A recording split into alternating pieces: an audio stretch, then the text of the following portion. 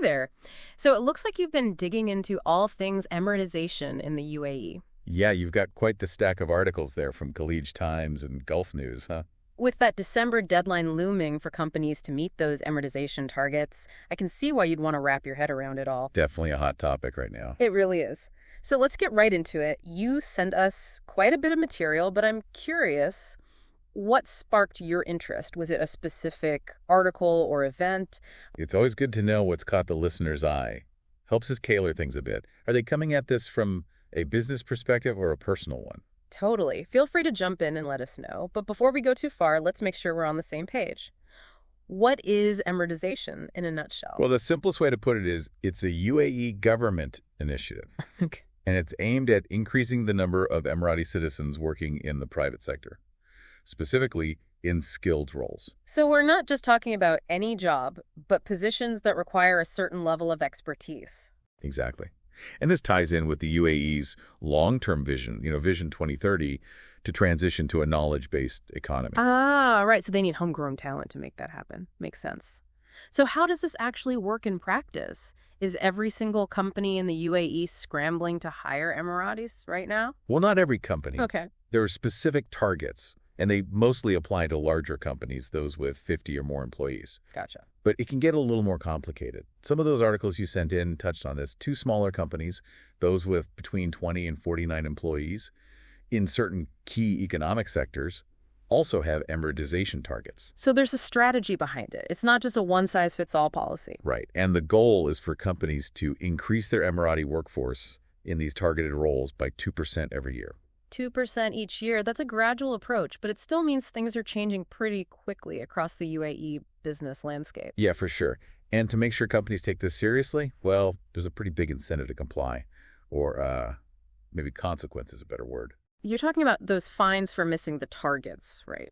I've seen the numbers, definitely gets your attention. Yeah, no kidding. DH 96,000 per unfilled Emirati position. That goes for both the large companies and those smaller ones in those specific sectors. Ouch. Okay, that's definitely going to make companies sit up and take notice. But what about the companies who are genuinely on board with Emiratization? Are there any perks for them? Oh, absolutely. The UAE government has done a pretty smart thing. Mhm. They've created some incentives to encourage companies to really get involved. It's not all stick. There's some carrot in there, too. Okay, color me intrigued. What kind of incentives are we talking about? Well, there's this program called the Emiratisation Partners Club, and it sounds like a pretty good deal, honestly. I think discounts on ministry fees and even priority access to government contracts. Wow, wait, priority access to government contracts? That's huge. I mean, if you're a company vying for a big government project, being part of this club could give you a real edge. Exactly. It's not just a pat on the back for doing the right thing. It's a potential game changer for businesses. Makes sense. But, where there's a big incentive, there's always the risk of, well, people trying to game the system. Yeah, right. You're talking about those fake Emiratization schemes that popped up in some of the articles. Exactly. What did those articles say about it? What kind of tactics are companies using to try and skirt the rules? To be honest, some of the articles were a little vague on the specifics, but they did highlight that the government is definitely cracking down on companies trying to pull a fast one. I mean, with those fines, who could blame them? Yeah, with those kinds of fines, it would be tempting to look for shortcuts. Right. But it sounds like the Ministry of Human Resources and Emiratization is serious about making sure companies aren't just going through the motions, I can imagine. It would totally undermine the whole point of Emiratization if companies weren't truly committed. Not to mention, it would be incredibly frustrating for Emirati job seekers. Exactly. It's bad for everyone involved. And honestly, it's just bad business in the long run. Think about it. If a company gets caught in one of these schemes, what does that say about them? Definitely not a good look. It seems like playing by the rules and embracing the spirit of Emiratization is the way to go. But let's zoom out for a second. Why is Emiratization such a priority for the UAE? We talked about Vision 2030, but is there something more to it? Definitely. It's not just about diversifying the economy. It's about, a sense of national pride. It's about ensuring that Emiratis are the ones leading their nation into the future. That's a really powerful point. And it actually reminds me of something I read recently that... Hold on. This is getting good, but we're going to have to take a quick break. We'll be right back to dig deeper into the why behind Emiratization and what it all means for the future of the UAE. So we were talking about how Emiratization is about national pride. The UAE really wants to make sure its citizens are ready to lead the country into the future. It's a powerful idea, right? Actually, it reminds me of something you sent in, one of those articles about the UAE urging its citizens in the Philippines to be careful during Super Typhoon Manu.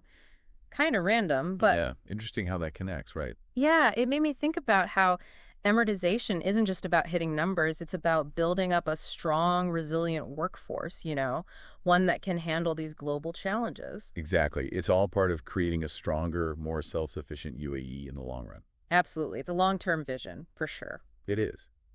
But, it can't all be about these big picture goals and patriotic stuff. There are practical challenges too, like how do you actually create this highly skilled Emirati workforce? Yeah, it's not like you can just snap your fingers and suddenly have a workforce that's ready to take on all these specialized roles. What are some of the hurdles the UAE is facing? Well, one of the biggest is making sure people have the right skills. As companies start hiring more Emiratis for these specialized jobs, they need to make sure they have the training and qualifications they need. And it's not just technical skills either. It's things like leadership skills and the ability to work in a global environment.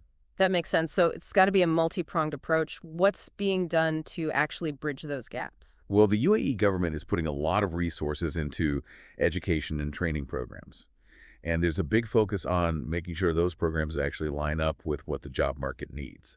Oh, so it's not just traditional education. It's about equipping people with the skills that companies are looking for. Exactly. And one thing that keeps popping up in those articles is this platform called NAFIS. Nafis, yeah. I think I've heard of that. Remind me, what is that again? It's a federal program that's specifically designed to support Emiratization. Think of it like a hub, you know?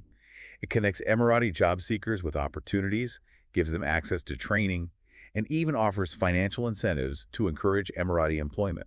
Wow, so it's not just about pushing companies to hire Emiratis. It's about actually empowering Emirati individuals to step into those roles. Exactly. And that's where I think the human side of all of this comes in. Mhm. It's easy to get caught up in the numbers and targets, but ultimately this is about people's lives. Their careers, their goals. Exactly. It's about creating a system that helps Emiratis reach their full potential. I like that.